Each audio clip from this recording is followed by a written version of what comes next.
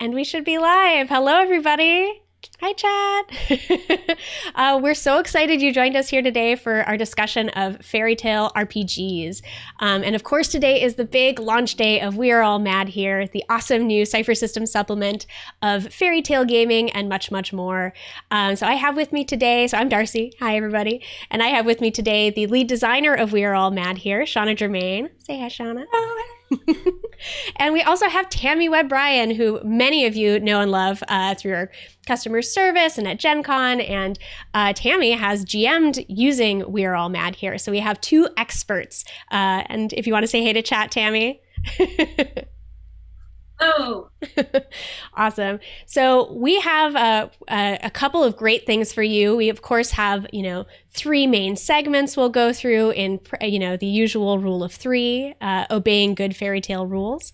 And then we are going to probably have a little time for questions if you have any. So please just at Monte Cook Games with any questions you might have. And with these two experts on board, I'm sure we'll be able to tackle any fairy tale and RPG related questions you've got.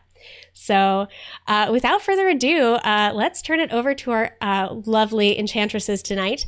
And we're going to talk at the beginning a little bit about what makes fairy tale gaming so magical. Why might you want to take that to your table? And what's awesome about it? So Shanna, do you want to let us know what, you are the writer of We're All Mad Here. What captures you about it? Should we talk about the book first? We probably should. Yeah, tell us about We're All Mad Here. Yep. Just in case anybody doesn't know. So this is We Are All Mad Here, which is a book of fairy tales and mental illness, mental health that came out today, which is super exciting. Oh, Tammie, your green screens. I love it. Oh my gosh. And We Are All Mad Here has also three parts. And the first part is sort of general fairy tales and what's awesome about fairy tales and how to use them in your campaign and how to make fairy tale campaigns. And the second part is some really cool and interesting adventures. And then the third part is something totally different, which is all about mental health and mental illness and how to incorporate that into your game. And there's this whole setting called the Heartwood, where sort of your characters have to be touched by mental illness or mental health in some way, whether they're experiencing grief or they know someone who is, whether they've gone through any number of issues with mental health, and that way they can use magic in cool and interesting ways that are both beneficial and detrimental, because as we all know, mental health gives us a lot of strength, but it also makes some things harder. So those are the three sections, and then it has this big, beautiful poster map in the back that I'm in love with. Oh, my screen just, okay. So then we're going to talk about what's magical, right? Yeah. Okay, so sorry, go ahead, Darcy. No, go for it. Okay. So in this book, one thing to keep in mind is that we talk about fairy tales, but like they're fables and they're myths, and we sort of bring them all together because they have a lot of the same qualities, and because there's a lot of discussion about what makes a fairy tale. Like, there are some people who don't believe Alice in Wonderland is a fairy tale, but lots and lots of people do. And so, we kind of wanted to mush everything together under these kind of shared characteristics so that you could play any variety of games and incorporate any fairy tales that you wanted to. And part of the reason for that is fairy tales and all of these stories have this very specific kind of cool magic that I love so much. And it's kind of magic that doesn't obey any rules. And for a long time, particularly fantasy has had very specific rules in its magic. You can only cast a spell once a day, or you can only do this. And they're rules that kind of govern the whole world. And I think one of the great things about fairy tales is the magic is just all over the place. And so you can, I was talking about this earlier in one of our play tests. One of the characters wanted to poison the sun with a cipher that would force the sun to go away, because the goal was not to let the sun rise. And so the goal would be to force the sun to go away and count flowers compulsively until it sort of was done with that compulsive behavior. And, in most games, poisoning the sun would be utterly impossible, and the world couldn't exist without the sun rising. But in fairy tales, like, anything can happen. And so I was like, all right, this is going to be super hard, but I'm going to let you try it. And she rolled a natural 20 and managed to poison the sun. And it was this amazing moment at the table that I think that fairy tales allow that kind of wonderful, like that ability to say yes to kind of anything, even things that might normally break a real world or even a fantasy world. And so that's one of the things that I love about it so much. I love that story. I love how it encourages all this off the wall thinking.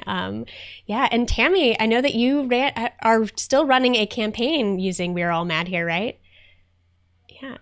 Yeah, absolutely. I'm actually running two. Oh my gosh. I saw Neuron Thief. Well, that's one of my players. He's actually in the comments. Oh my gosh.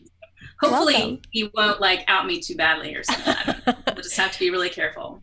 Can you ban people from Twitch? I'll see what I can do. I'll see if I can curse your player. I believe we only work in curses and blessings tonight. Awesome. That's right. So we've had a lot of fun with it, and the magic is amazing. So much so that Charles Ryan, who is my husband and also works for NCG, he thought I was doing it wrong. He was like, these ciphers are not right. And I was like, dude, they're out of the book. You know, they're just so big. It's so big, beautiful. It's just, it's really easy to think you are doing it wrong, but you're doing it right. If it's big and beautiful, you're doing it right. And I have players who are playing a grandfather clock. Charles is playing Reynard the fox. Wow. We have just like inanimate objects. We have people who are really stretching their imaginations, which is awesome to see as adults. Oh, dang. Did it take some getting used to at first, or did all your players just take to it? They were all ready. I kind of briefed them beforehand. Nice. Some of them I hadn't gamed with before, so I actually used the consent in gaming to see, like what they were comfortable with. Perfect. And they were like, "We're open. Let's do this." And they grokked it right away. Nice. One of the things I really appreciated reading the beginning of this book that really sets you up to consider kind of what's different about fairy tale games is that I think there's a lot of getting on the same page that you kind of want to do, right? About like, what fairy tales have you read and what do we all think we're here to play? And I think that's the kind of work that I think makes any campaign really great, when you can kind of do that calibration. But one thing that I really like about We're All Mad Here is that there's lots of tools for kind of doing this in a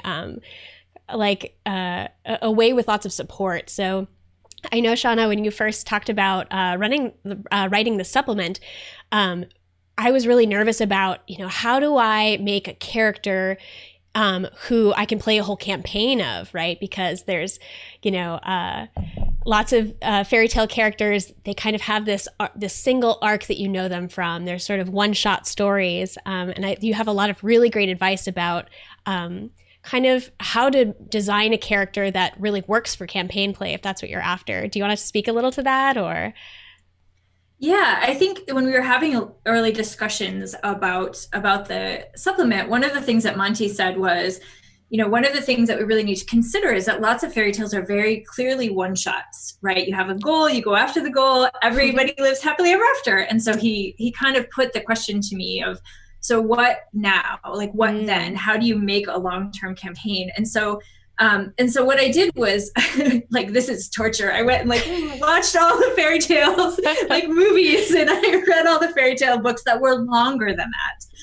And particularly new things from new authors who had taken these small fairy tales and sort of stretched them out to see kind of what stories they were telling. And basically, like, the thing is that they're telling traditional tales, and the way that they're doing that is they're making the goal less sort of singular, or making the goal the step to the next goal. And so I did a lot of work in, like, what are the kinds of stories that you might want to tell in fairy tales that can last longer than find the prince and get married and ta-da. It seemed like there was room for a lot more kinds of stories than that. I think it's done so well. And so I'm sure we'll get into, I'm jumping the gun because I'm so excited about some of these tools. I'm like, I'm always the kind of GM who's looking for lots of like support and ideas and lists to help make my job easier. And this book does it so well.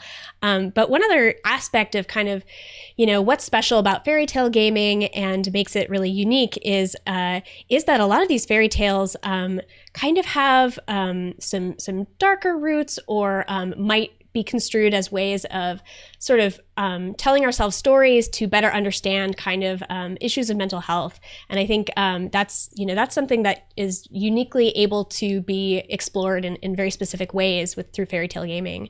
Do you want to talk a little bit about kind of mental health and fairy tales? You did some really cool like research that I loved kind of finding out about. Yeah, I did a ton. And I think it's really interesting because fairy tales kind of went through this phase of being sanitized where they do start out so dark. And if you read the originals, they're very bloody and very gory. And they have some actual like really horrible issues with consent and some other things, which I also talk about, like being careful of those elements. And then they kind of got very sanitized and they became just for kids. For a long time, they had this reputation that like adults didn't read fairy tales or didn't need them. And so what I tried to do was think about those two elements and combine them in a way that we could look at the lessons that the tales were trying to teach around the sort of complicated topics or the dark topics, and how to incorporate those in ways that felt safe for players, but were still gave people the opportunity to explore that darker side. Because I do think that turning things into, like, there's nothing wrong with a super sanitized, just fun, awesome game. But people do want to be able to explore those darker things, those questionable things, those gray moralities, and how do we get there? How do we get to those complicated emotions? And so I really tried to find my way through that and create a resource where you could go anywhere on that spectrum and do so sort of safely and with fun, and still kind of putting your character in these cool moral dilemmas. Yeah, as a queer person in gaming, I know a lot of gamer friends of mine have talked about, and myself have talked about the way that role playing has been, it's telling stories and putting on a role of a different person. And I think it's helped us, a lot of people like me, kind of understand a little bit more about where I sit in my gender and where I sit in my sort of sexual identity. And so I think I'm really excited to see how this might help people, tell stories and think differently about how they think about their own mental illness or other people's. It's as you say in the book, it's no substitute for therapy. And there's, always the danger of kind of, how do we make sure that safeguards are in place so that we're doing this in a way that everyone is on board with and is safe for all of us. But I think there's value in being able to safely tell different kinds of stories. And I think the whole chapter of mental health in gaming is available in the free preview of We're All Mad Here. So I'm going to drop that link in chat briefly, but I really encourage you all to go check it out because it's very well handled. Awesome. Okay, here's a just random question for you. What's a favorite fairy tale or urban legend or fable that either of you have before we move on to our next section? What do you like? Tammie, you should go first. Yeah. I'm curious. I want to hear. I think mine is it's a little bit boring, but I love Red Riding Hood, and I love all of the different versions of Red Riding Hood. And when I was a little kid, I wanted to be Red Riding Hood. I would literally get a towel and put it on my head and run around in the yard. So that's amazing. Oh, dang. I think, Shanna, you asked a lot of the MCG team what some favorite fairy tales are. And the one that came to mind, and I've sort of been perplexed as to why this is the one that stuck with me so much, but the one that always stuck with me is the Little Match Girl, which is like dark and sad. But it's just, I think it's just a little poem of a story, right? There isn't even really plot, which is something that you talk a lot about in the book of how fairy tales kind of have disjointed story without plot as we usually think about it. But the sort of mental image of that and sort of the emotion that it evoked was always just stuck with me so deeply. How about you, Shanna? I thought it was interesting to ask that question too, because the range was like everything from like Pippi Longstocking, which Yeah. I totally loved, and you can find her sort of in these pages, to like Sinbad the Sailor, to, you know, the Arabian Nights stories, and like the answer just among our team, because the goal was to like, okay, if you want to play characters from a fairy tale, what would they be? Because I wanted to make sure you could make anything you wanted, to like Robin Hood, but the Robin Hood that is the cartoon character, not the other Robin Hoods. And so like it was really fun to hear those answers. You know, I think that before this, I would have said it would have been easy for me to say my favorite fairy tale, but after doing all the research, there's just so many that I love, and some of them are really underappreciated and not even talked about. And so I really love the ones where magic, I don't know, where magic is like gives people the power to change the world. And that's not all fairy tales. Like lots of them don't give people that power. But I also am a huge fan of this, like the Seven Swans variations, right? Where the girl, her brothers turn into swans, and like sometimes it's 6 and sometimes it's 7, and sometimes they're not swan. Like there's so many variations of that story. But I think it says so much about this idea that women had to be silent, and they had to, you know, she has to knit this something of nettles, depending on which story you read. And, you know, she has to endure all of these things for family. And I think there's so much interesting sort of complicated gender stuff in those stories. And at the same time, they're like sort of beautiful. And especially the modern retellings where like often the sister has this complicated and very loving and very positive relationship with like the younger brother, the one who doesn't become an unswanned sort of. And I don't know, there's something deep in there that speaks to me, like as a woman in who's mostly been in male dominated fields, and you know, who has siblings. And I don't know, I feel like there's some really interesting stuff in this deeper story about just people being turned into swans. And I don't know, it's a cool one. It sounds like it asks, you know, you brings up a lot of questions, which I think does. Yeah. Super fun. Excellent.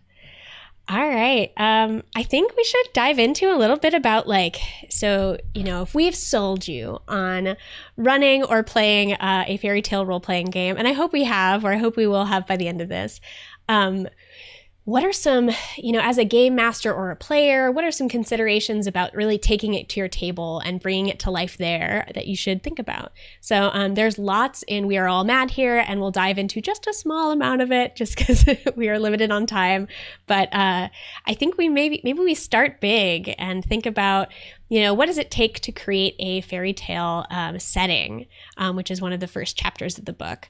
So I think, chat, if any of you have dice, I would love for you to, we may ask you to do some rolls for us, but why don't we introduce the topic at first?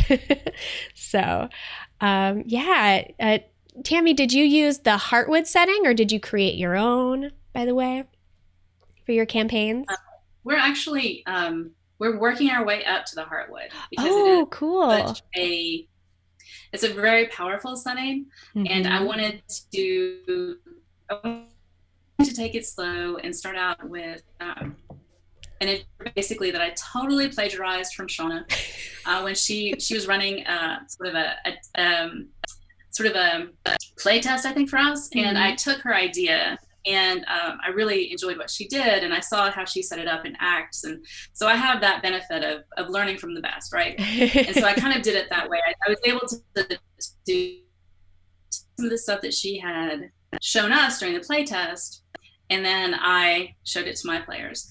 And I think one of the things about We Are All Mad here is it's fantastically organized, and yes. I am supposed to, you know, like read the entire book on air, but I could because it's beautiful, and it gives excellent advice on like if your players know the setting really well, how are they going to react? You know, if you don't know them well, you might want to establish ahead of time that, you know, I'm making changes to the setting, or I'm not making changes to the setting, just so that you have an idea. I think setting expectations as the GM and as the player actually is integral to leading to a good time for everybody. Oh, I love that.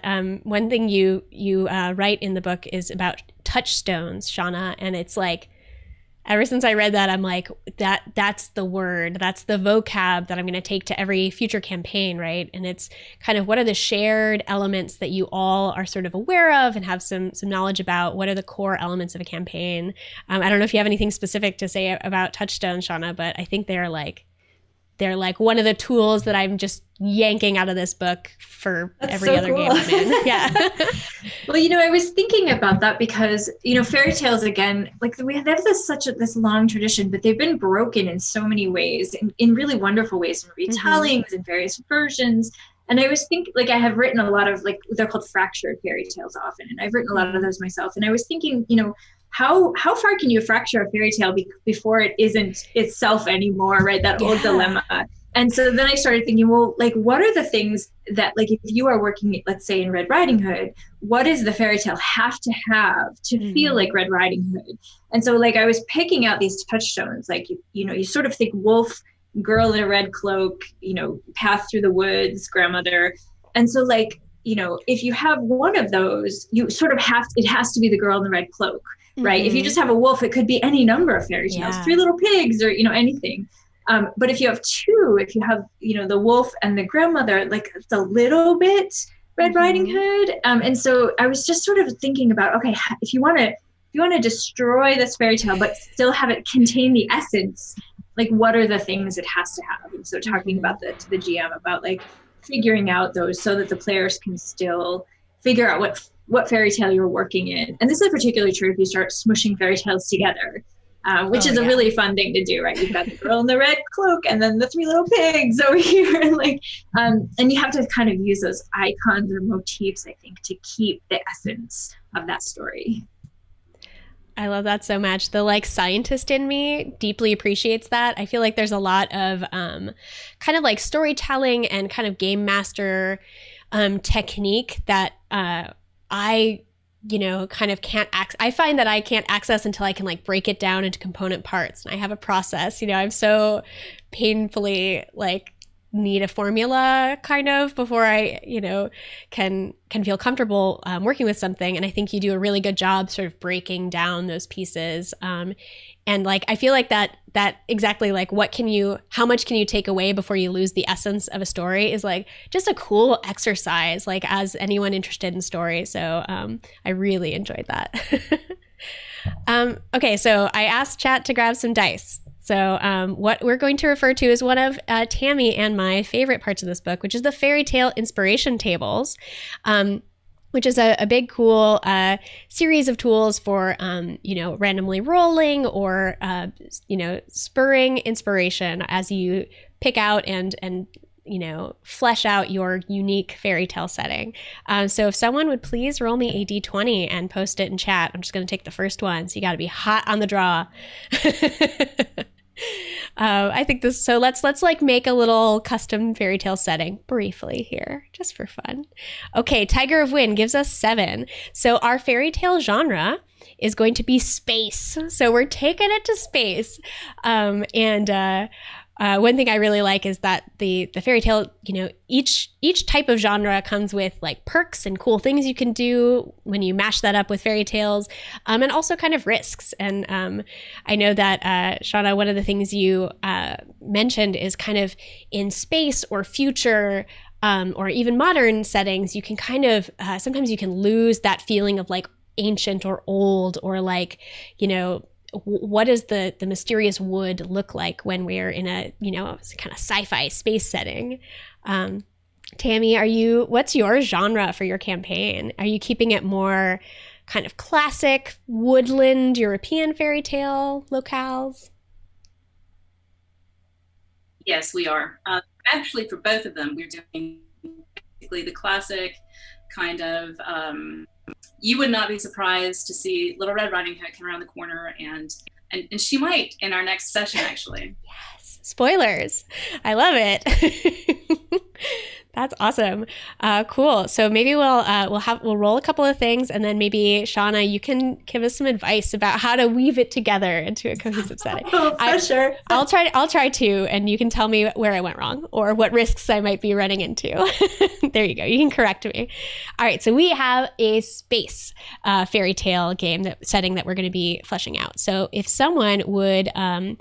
Okay, maybe I'll just use your other die rolls where they apply. So Proud Nerdery gave us an 8. So for our location, for kind of our starting area within the setting that will be illuminating, an 8 would give us a farm. So we have space, but we also have farm, which is very cool and naturey, or maybe it's a farm of some strange gas planet, and we're farming weird gaseous substances from it that have magical properties, ? Who could say? Do either of you two have dice, in case you want to get in on this dice rolling action? Lots of us are the game masters, and so we're naughty and don't keep dice around. Somewhere I have dice from our Invisible Sun game, but I think they're all D9s. All right. Chat, give me a D6 as we pick our first adventure type, and then we'll maybe just roll one more. Okay. Let's see. I'm looking for a D6. A 5 from Alpha Stream. Excellent. So that is going to be initiation. So this is really cool. When we ask the question, what do you do in a setting? I know that Monte's talked a lot about that in kind of, I think Monte and Shanna have talked about that in kind of world building discussions we have on YouTube as well.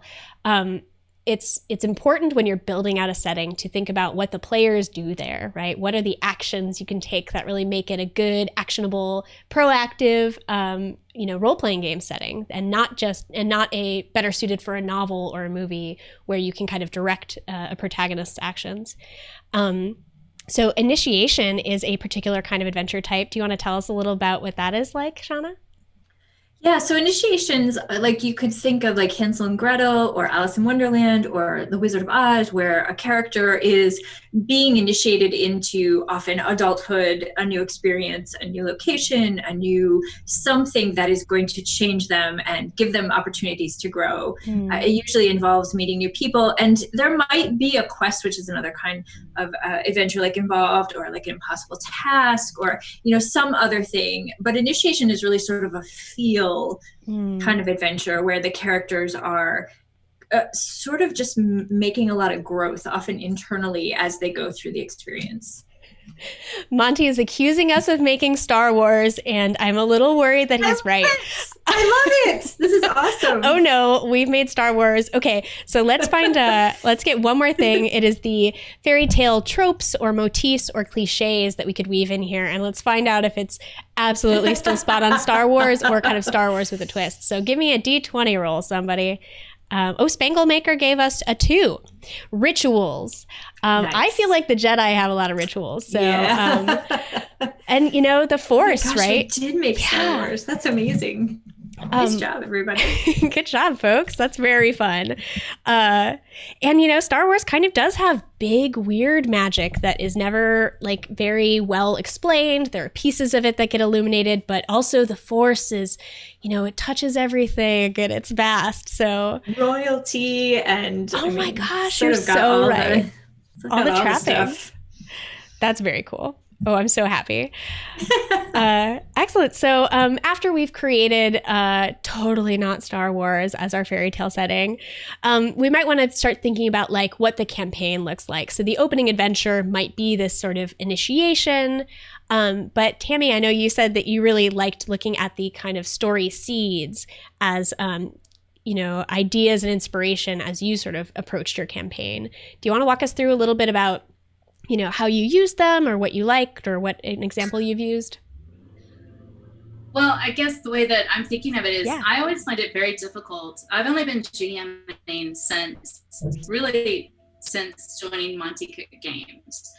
Prior to that, I was always a player. But once I joined MCG, I wanted to kind of grow a little bit. So I decided to try GMing. So these story seeds really help me because it can be difficult and overwhelming when you start to look at pre-made adventures and stuff, they seem so meaty, and it's like, I don't know that I can run that whole thing. It just seems kind of overwhelming. But if you get a seed like this, then you can develop it in your own mind and just kind of walk through, like, I can do this part, I can do these things. And I know for me, I'm more about the players and myself, honestly, having a really good time and sitting down. We sit down at the table, everybody's relaxed. We might have a few snacks on the side, and I'm basically telling a story with them. And so I have this in my head of where I'm thinking, like, they can go in this world, and I want them to be able to go anywhere. And so when you have a story seed, as opposed to like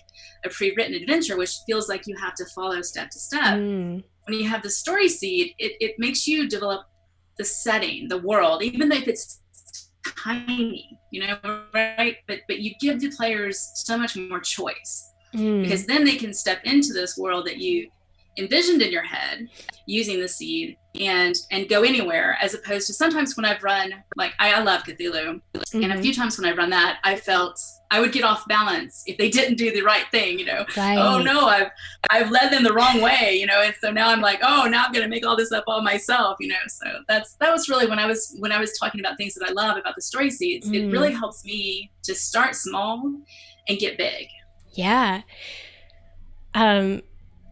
The story seeds, I'm just going to read one or two off to chat so folks know what we're talking about. And they're really tight little seeds, but they evoke a lot. And I think that's kind of the power of good story seeds, to start spurring cool questions and ideas in your head. So one of them is a close friend or relative disappears after hiking through a nearby forest. Clues lead to a fairy ring, a standalone door in the woods, or an underground maze.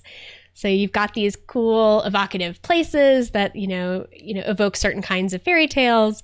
You've got a mystery, but lots is left open. And, I think, like Shanna talks about, with this yes and that is empowered by the weirdness of and sort of whimsy of fairy tale games, whatever direction your players start going, you're probably able to, help empower them get closer to those answers, or curse them and get them farther away, perhaps, as they have to solve some other story seed to even get back on their current one.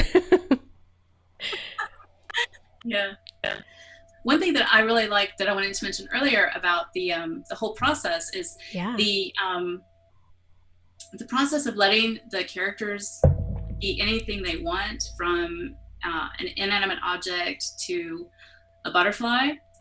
I think it really helps to take them out of themselves. It really brings them out, and it lets them experience the game in a whole new way, because they're not so, like, if you know me and you've gamed with me, you know that I love to play a tank. I love nothing better than playing in the Expanse world, run by the Cypher system, and just like blowing things up and knocking things down. I love that when I'm a player, but when you play like a Grandfather Clock or Reynard the Fox or an old witch like a bear is playing, you kind of embody that personality, and you allow yourself, I think, and maybe I'm going to be a little bit more imaginative.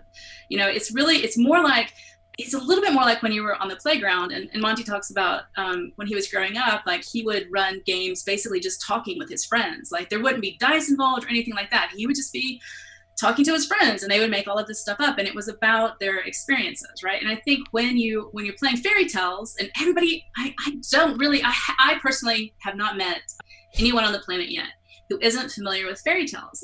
So when they hear fairy tales, even somebody who isn't familiar with playing RPGs can grok that immediately, and they can get into it. I love that. Yeah, I think that's a really good point. And I think we should get into a little bit about characters. But I want to address something Chat's talking about, which is when we talk about these story seeds, they cried out and said, many voices cried out and said, Dex, they want Dex, which I feel you. And so I want to direct your attention to No Thank You Evil. The setting of No Thank You Evil, although geared toward, more kids' ages, has a lot of that whimsy and kind of big yes and magic, and I'm sure Shanna can speak a lot more about that. But the the story please deck is I should absolutely take to this game because it has some cool locations. It can help you build a little story seed that I think would work really well for We Are All Mad Here or a different kind of whimsical fairy tale game you might want to play. What do you think about that, Shanna? Yeah. Yeah. It's really interesting that you've designed both, the setting of Storia and the Heartwood. Do you want to say anything about kind of, I don't know, are there any similar influences or I'm curious about that experience of. Yeah, for sure. I mean, I think, children's stories and fairy tales are such a part of my kind of essence, right? I grew up as a big reader, obviously, and read voraciously. Like if I didn't have anything to read, I would read the cereal box, like at the kitchen table. Yep.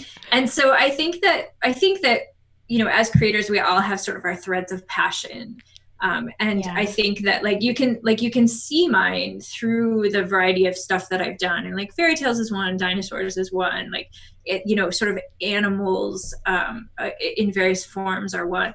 And I feel like I do think that I had reread a lot of fairy tales when I was working on Nothing Too Evil because of that sense of whimsy. And I really wanted kids to be able to say, I want to do this and be able to say yes and all the time. That was definitely one of Monte's and my goals, like working on Nothing Too Evil. And so I do think that there's some similarities in just the kind of essence and the magic and this idea that you can look like anything and be anything and there's talking animals and the world is when Monte and I were working on Nothing Too Evil, I remember him saying like the world should work like a kid thinks the world works. And I thought, that's so right? That's so brilliant.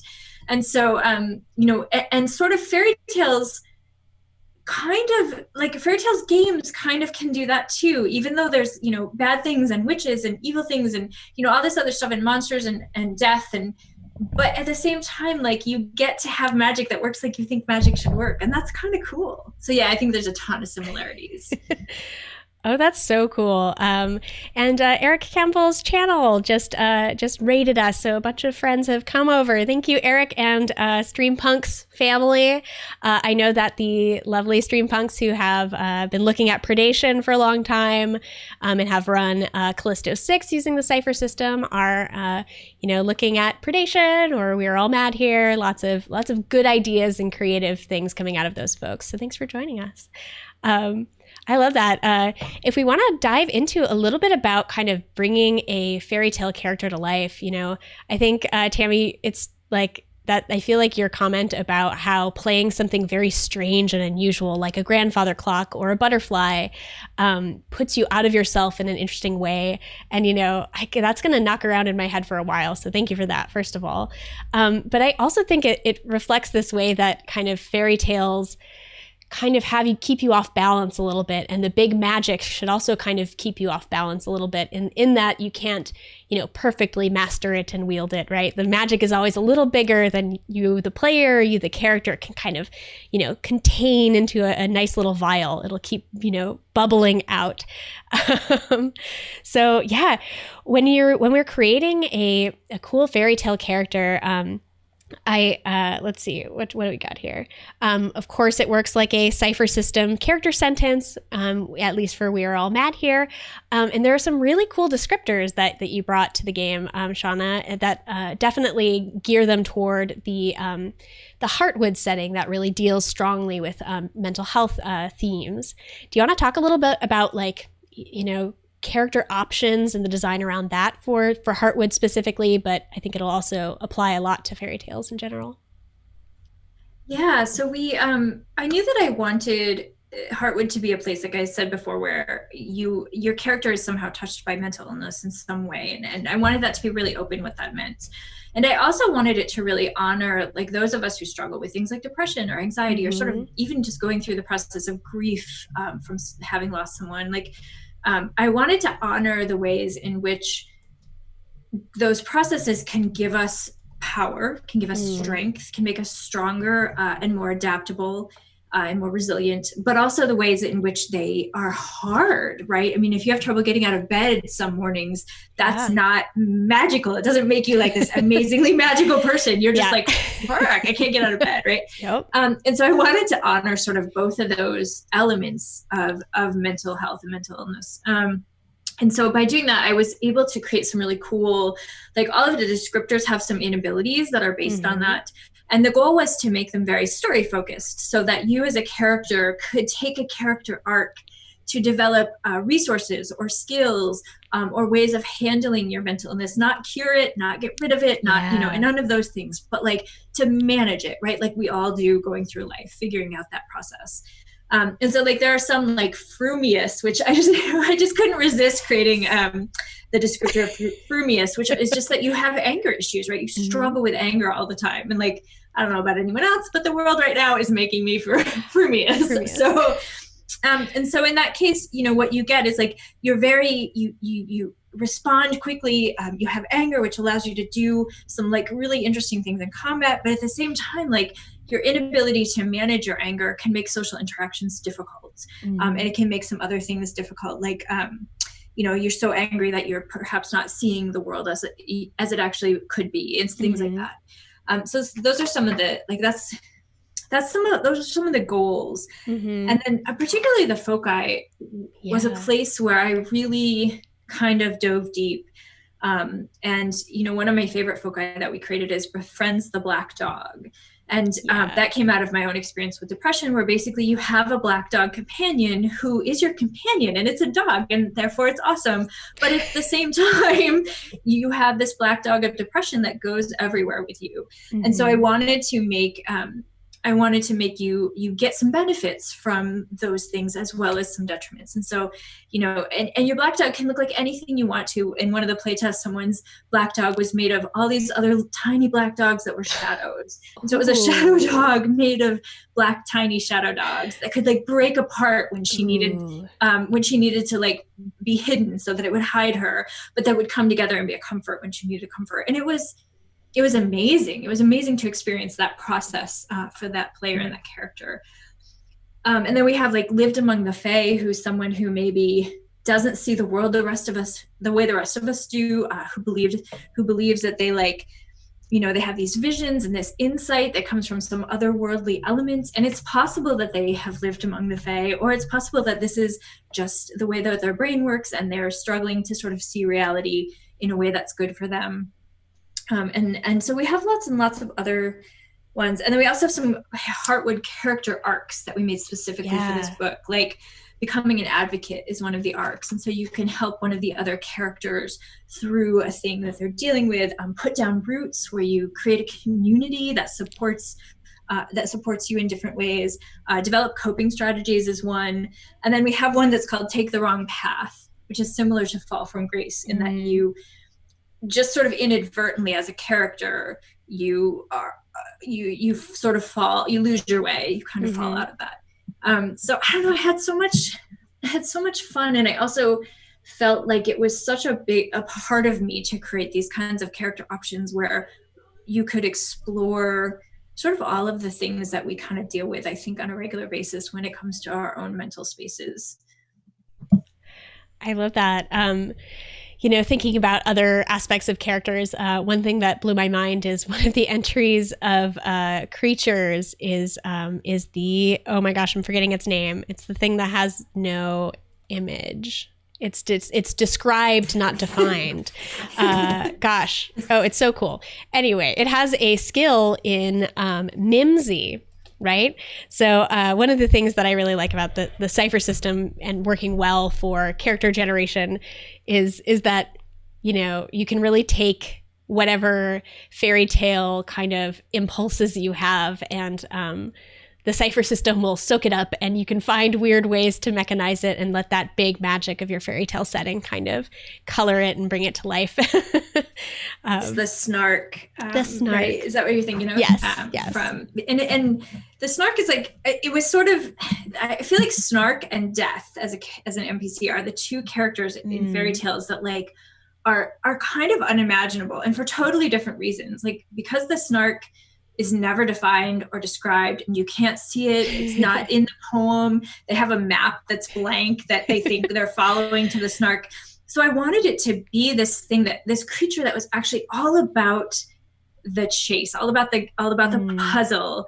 And like, if the GM is like, you know what, you found the snark, they can make it look like anything they want to make it look like, because that is the magic of fairy tales. And then on the other hand, death has so many faces in fairy tales. Like, it's godfather, it's godmother, it's, you know, a good creature, it's a bad creature, it's a male, it's a female, it has no gender, like it's a human, it's not a human, like there's just so many wonderful stories about death. And so I wanted to like capture this idea that like death was everything, like in this way. Yeah. And death has its own purpose, and you can't really tell what that is.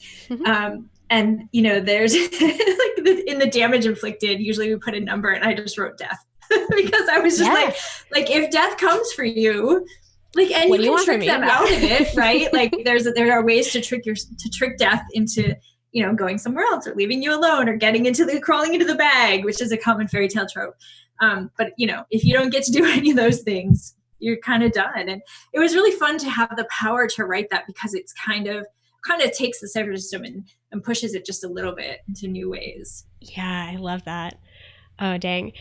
So I think one of the questions we're getting in chat, such as from Sandalev, is talking a little bit about, you know, the magic system, or ways to kind of interact with the cool magic of fairy tales in a mechanical way. And Tammie, I know that you were really like, you know, fascinated and wrapped up in kind of ciphers and artifacts. And then I definitely want Shanna, if you wouldn't mind, talking a little bit about like curses and cool mechanics there. So Tammie, do you want to tell us a little bit about your experience kind of with magic in the way of ciphers and artifacts, and how it's sort of mechanized? Absolutely. I'm going to do a little bit of a spoiler. So spoiler, in case you want to close your We're marking spoilers. Okay. So I'm just going to, the rabbit hole, for instance. The rabbit hole is a pocket watch with an empty face, and laying it down creates a rabbit hole that goes directly to a place that the user states. And then there's a whole bunch of other text, and there's more to it than that. I'll leave that to you to read in the book. But basically what I was trying to say earlier when I said magic is big, like, magic is big. You know, you put this piece down. Oh, spoilers are over. Somebody said in the comment, we can come back.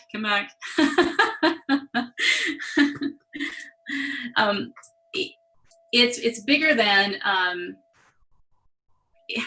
you know, I think a lot about watching cartoons, and I equate sometimes cartoons with fairy tales and the magic therein. Like, you know, the character can get hit over the head over and over, and they're still, you know, they're still alive. Now, obviously in the cipher system, you are taking damage, your character is taking damage, other things are taking damage, but the things that you kind of do that are, that express your character are, you know, that's actually it.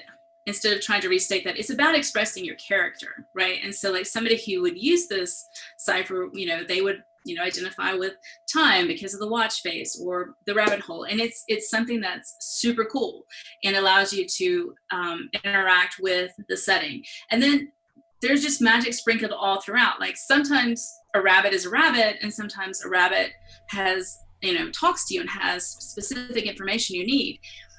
If you're going to enter a new realm, is there a spirit or a god or a goddess or a creature that you need to appease before you can enter that area? I mean, it's the very soil in the world that you create can be magic. You know, it just emanates from all of the pieces parts, as opposed to being a spell that you cast. It is literally, it's embodied in some of the trees, it's embodied in the creatures, it's embodied in the character you create. Oh, I love that.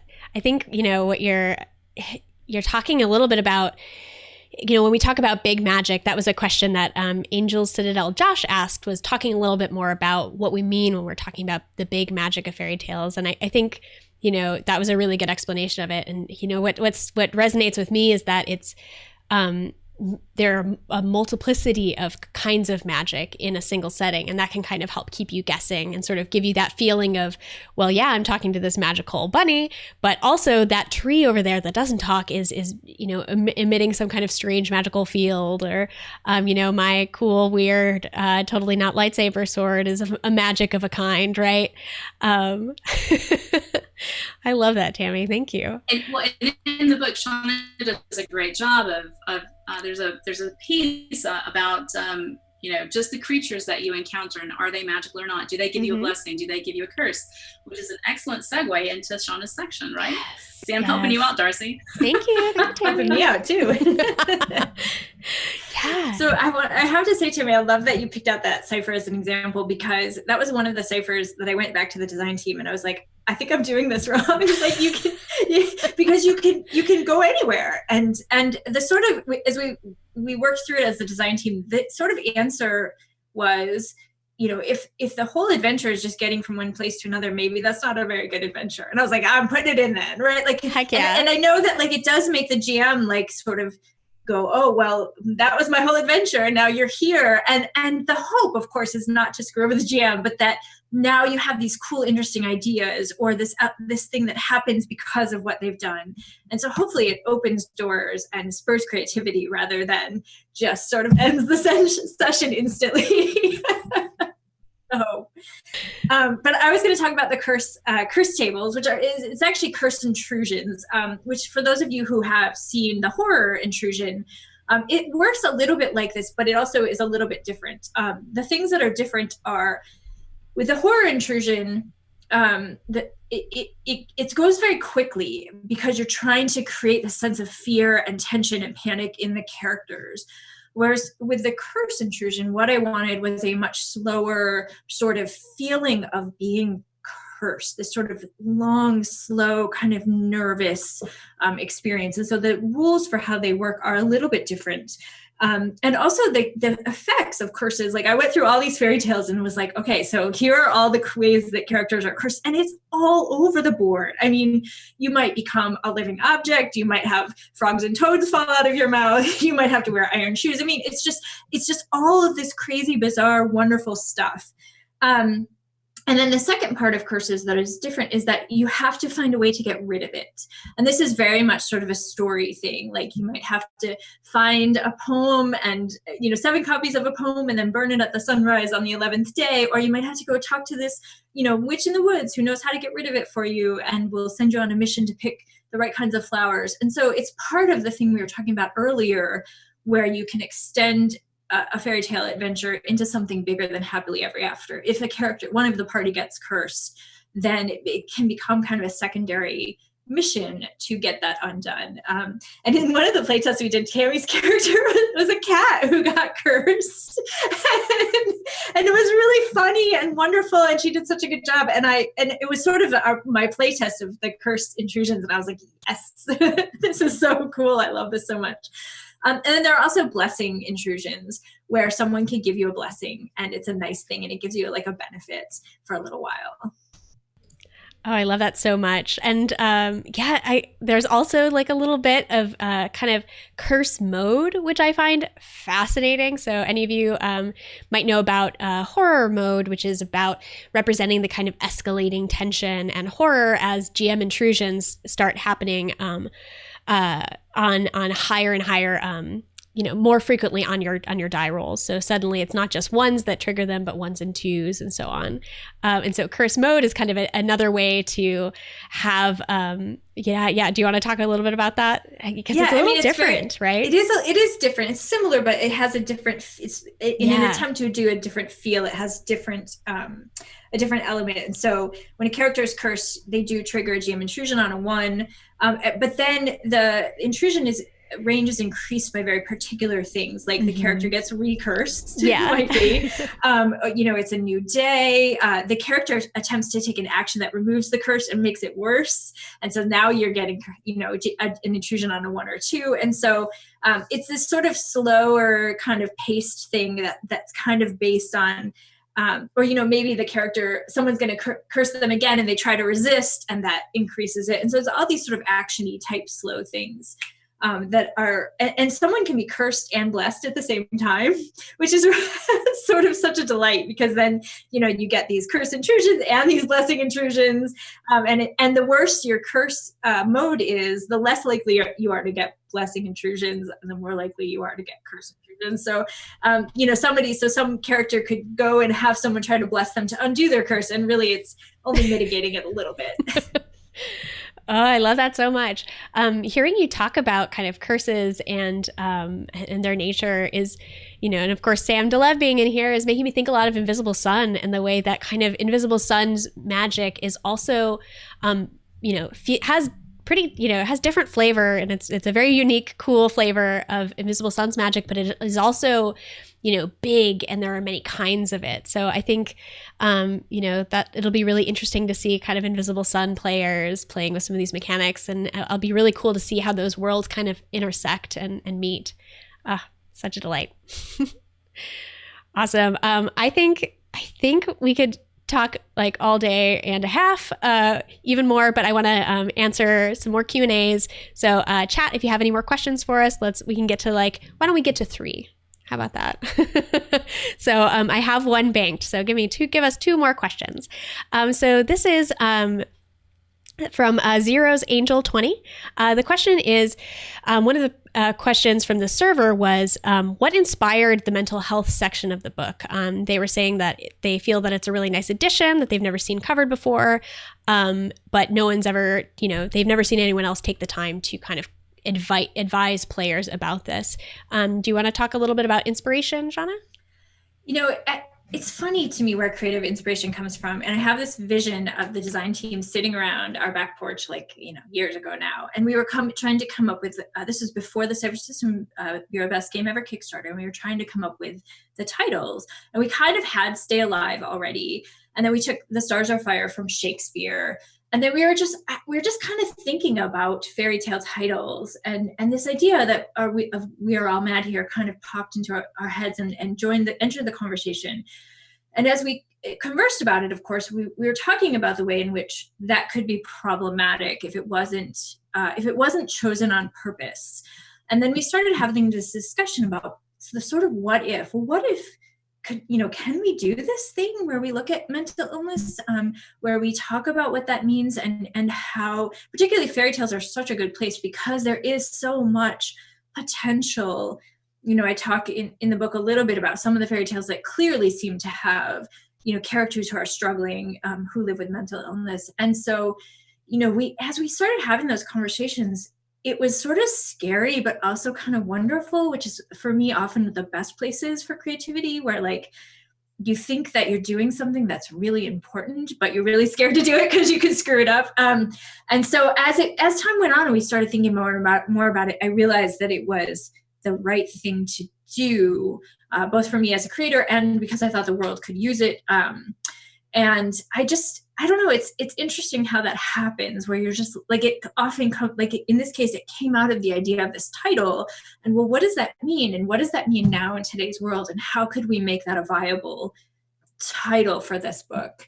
And then sort of the details of the Heartwood section stuff came a lot later as I was, I don't know, we just kept having these discussions about how to make it work, because I didn't want to gamify mental health, right? Because that's how it's been handled in the past. And it often doesn't seem right. It doesn't work. And so, I don't know, it was like, that you get that creative spark, and then you just, like an oyster, I guess, you kind of just keep building on it until it's something that's solid and real. I love that it was kind of recognized as a challenge, right? It's a really, hard thing to tackle, and it took a lot of work tackling. But I think it works really beautifully, and there's so many tools to kind of, everyone's situation with mental health is different, and many situations of many facets of human life are, different in things, but there isn't as much in the way of resources on this topic. And so I think this is really a helpful start. So I'm so excited. I'm so glad that MCG is a company that doesn't shy away from difficult, right? Yeah. We sort of lean into it. We're like, all right, well, let's do this. Let's get sensitivity readers. Let's do our research. Let's do our due diligence. Let's make sure we have a really extensive play test. Yeah. And I'm very proud of us for that. And I'm super grateful that we have a team who's like, okay, we're behind you. Let's Let's make this happen and do it right. And I imagine that there are a lot of companies out there where that's not an option because there's so many ways to misstep. Yeah. And especially with the chat here, like I love, I was a fan before I was, brought onto the company. And I think like the audience around MCG tend to be people who are, willing to like be pretty empathetic and like tackle more sensitive topics and really welcome like kind of pushing the boundary on different things, right? Invisible Sun was wild in all kinds of different ways. And I think like I really appreciate that the audience like goes there with us so often. So thank you, chat, for being here. We appreciate you. And I am excited that all of you are, coming along with us on this We're All Mad Here journey. I love it. Thank you. All right, 2 more questions to wrap up our rule of 3. Tiger of Win is asking, how do we encourage our players to tell big backstories, which I think is kind of interesting. Do either of you have much experience with that or any thoughts on backstory? I think some players just naturally do it, right. Like I love making a huge backstory and it never comes into play, or I will tell a few secrets and then the GM can work that in, because the ultimate thing for me is telling a good story. But I have been in situations where GMs have wanted to encourage backstories, and so they do something as simple as rewarding the player with an XP. And that's a mechanical gain that, if you write a backstory, you get an XP. And for some players, they need that mechanical gain, I think, to actually, put in the effort. Otherwise, for them, role-playing might not be as much in their head. It might not be as imaginative. And perhaps that is the way to get them to envision their character a little bit more. That's my thought. I don't know, Shanna, did you have any thoughts on that? I like that, that's rewarding really them with that. I often, if I feel like a character is struggling, I might say, well, tell me about, like, find a cipher that you love in the book and tell me how your character used it in this amazing way. And because it's not like a full encompassing character biography, but it's this one moment that I think can kind of guide the character toward, how did they act in this way and what was the result and who were they with? And it can fill in a lot of details in a way that's kind of coming in sideways. And I also think I'm a huge fan of games where the characters know each other beforehand. And so I'll often say to the characters, okay, well, tell me about a thing that you did last time. Like, what was like, and I help them make it up on the spot. And so you can say, well, where were you? And like, what did you do? And who was with you? And who are you working for? Like all these things. And it does so much, not just to create that individual character's backstory, but the group's backstory, this thing that they have done together. And I think that that's really, that can help break the ice. And particularly if you're in a game, where you're dealing with mental health and mental illness, like that can help you sort of set some boundaries as you make that story. And so I'm a huge fan of group character backgrounds, although I know that some characters will want to make their own separate from that as well.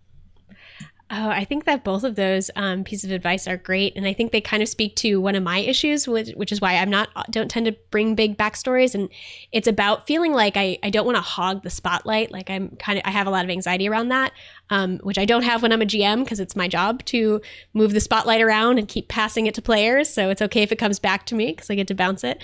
But I think both the XP is giving me permission, it's asking me, it's an opportunity, it's an invitation, and it's permission. So I think that's often very helpful for me. And I think the other thing is if we're doing it together, then it feels like when I'm adding my backstory, it's really our backstory. And so it's, helping all the groups. So I love those pieces of advice. Thank you. Not to find it too quickly, but I just have to say, Shanna, I love that. I think you're the person, I'm almost certain you're the person that taught me how to bring the group together before the first session. And I love that because I have tried before to run games where nobody knows each other, and it can be so difficult to get the group to integrate, to really mesh. And so thank you. That has been hugely helpful. Oh, I love that. Excellent. I'm gonna ask one more question and then one more thing because magic is magic and it won't obey the rules. So we're gonna have 1.5 more questions. The third one and allegedly final is from Sam DeLev. And the question is, what element, kind of mechanical, flavor, or character are you proudest of in We Are All Mad Here, Shanna? And so I think both, maybe all of us can answer something that we're most excited to point to when we, share this with our friends and so on. But what are you most proud of, Shanna? If you can even answer. I know it's a hard question. coming in hot. Yeah, no, that's good though. I really love some of the things that happened in the Heartwood. And one of the things that happened for me that was a surprise, and which I love, and it's not really mechanical, so I hope I'm answering the question right. But I did a whole section on the Never Never Isles, and sort of broke them into kind of a different thing from what they were in the original Peter Pan. And made them a place where you go and revisit your childhood fears and your childhood safety mechanisms and, all of these things. And so you don't become a child there in this section. You experience those fears or those wonders as an adult, as you are. And everyone gets their own island and you get a safety mechanism. And it was a surprise to me as I was writing it. And I found myself thinking, I don't know, I was really excited about this opportunity to create a place where it just felt really different and original and real. And it presented a lot of weird opportunities for characters to do interesting things. You go there and you fight your childhood nightmare from under the bed, and you do this as a group. And what does that feel like? So that was a surprise, which I find often makes me happy when things in books surprise me. In books you write. That's a delight, right? Also when I read, but for sure. Oh, that's so good. Tammie, do you have anything you want to call out?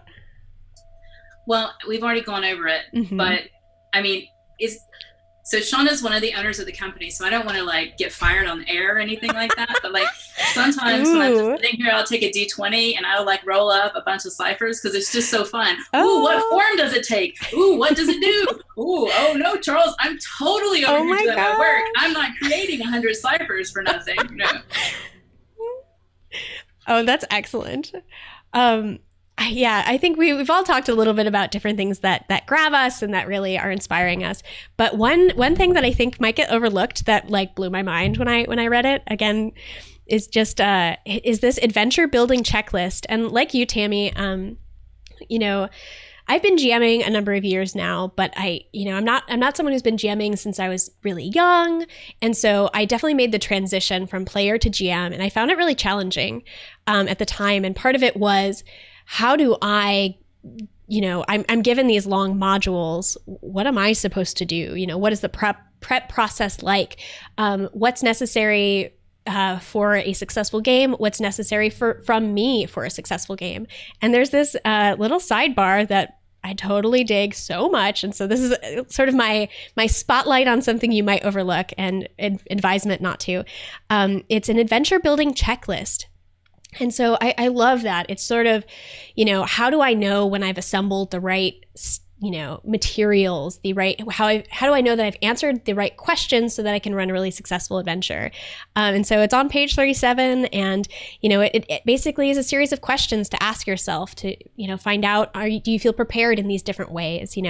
Have you, does it have an invitation and investment for the characters? And there's a whole section on how to get the PCs invested. Are there role-playing opportunities? Are there GM intrusions? Is there magic, wonder, and whimsy? Are there ciphers that you've prepared? Is there a difficult to achieve but quantifiable goal? So there are more on the checklist. It's not mega long, but it is just it's just something I'm so happy to have at my fingertips. And I think lots of GMs who need more support like I do will find that really valuable. So that's my answer. I have a Chewie, so we're finally getting our magical talking cat. Thank you, bud. Hey. Oh, okay. Say hello to the camera. I know. It's tough. Okay. And our final question after 3 is from Monte Cook. And the troll Monte Cook, who lives under a bridge, is asking, my question for Shanna is, can I play a tree wizard? I have so many answers to that, and I shouldn't say any of them. Not on air? So 2 things. Yes, you can play a tree wizard. Of course you can. Not in my game, but in anyone else's game. So I have a serious answer and a funny answer. The serious answer is yes, you can play anything in this game. You can play a mouse, you can play a tree, you can play a wizard, you can play a wizard who is a tree. I don't care, whatever. And there are rules for how to do that. And it's basically it's a lot of flavor. Yeah. The other thing is, if you haven't watched Taskmaster which is a lovely show that is about comedians being given impossible tasks, which is where the tree wizard joke comes from. Okay. I highly recommend it. It's been a light of humor and just joy in times that are a little bit dark right now. So I can't believe you let him ask that question. I know. I almost didn't, but by fairy law, as Sam said, we were obligated to answer. I love it. All right, folks. Thank you so much for the great questions. Oh my gosh. Thank you too. I feel like I've learned so much just in discussing this with you. I've been looking forward to this for a long time. I can't wait to run my own game. I'm so excited. Poor Monte has no one to go, be a player in as a tree wizard. So wayward, GM's looking for wayward tree wizard players. You know who to call. So I'm going to throw the link in chat for We Are All Mad Here, which is on sale starting today. It's beautiful. It's got so much to offer, Cypher System players of all types, GMs, players. I think it is really diverse in the kinds of things it'll bring you and inspire you to do. So please go check it out. We also wanted to give shout outs to 2 other really cool Cypher System projects going on right now. And I will throw the links in chat shortly. Weird Tales Presents Pandemonium Noir is a really cool project on Kickstarter right now by our friends at Raven Desk Games, who you might know from Vert, the RPG. They are taking a really cool, weird world that comes out of the Weird Tales magazine and bringing it to this huge, beautiful Cypher System treatment. So definitely go check out their Kickstarter. Check out their video. It's beautiful. Rob and Shar, who you might know from the Cypher System community, are working on it. It's got some lovely people we adore. And like all Cypher System products, mix and match. Find some cool, weird, creepy city material that you then throw even more magic and whimsy on top of and make a huge, weird melange of strange elements. And it'll be easy for your Cypher System characters to jump into. So let me drop that in chat really quick. And sorry, the sun is going down on me. Can you tell? Is it a curse? I tried to stay above it. Somebody cursed it. I love it. Oh, delightful. And finally, Monte Cook's Diamond Throne is a setting that some of you might know from Arcana Evolved and Arcana Unearthed, and from the 3.0, 3.5 days. Really cool, really weird stuff. People have been asking us for years and years and years. Oh, please, Monte, won't you consider returning to the Diamond Throne? And while MCG is not returning to the Diamond Throne, the wonderful folks at Here Be Dragons Games are going to do a really lovely Cypher System treatment of this rich, cool, weird magic setting. There's lots of neat character options that are going to come out of it. I think I will throw the chat command in there shortly. This is the team that brought cool translations of Numenera to Italian. They are really well versed in Cypher System things, and we are so excited to see what they're going to do with this cool setting. And I'm absolutely thrilled to have more Cypher System stuff at my fingertips. The art looks beautiful, and go check it out. It is on Kickstarter right now, so go check out both of those projects and give them some love. And thank you so much for joining us for this whimsical fairy tale adventure. Thank you, Shanna. Thank you, Tammie. Go follow these lovely people on the Twitters and elsewhere. And, for those of you who are watching on YouTube later, like and subscribe. Let us know you dig it. You'll get a blessing. We promise. All right. Let's say goodbye, folks. Goodbye, Thanks, everybody. Bye. Bye. Bye.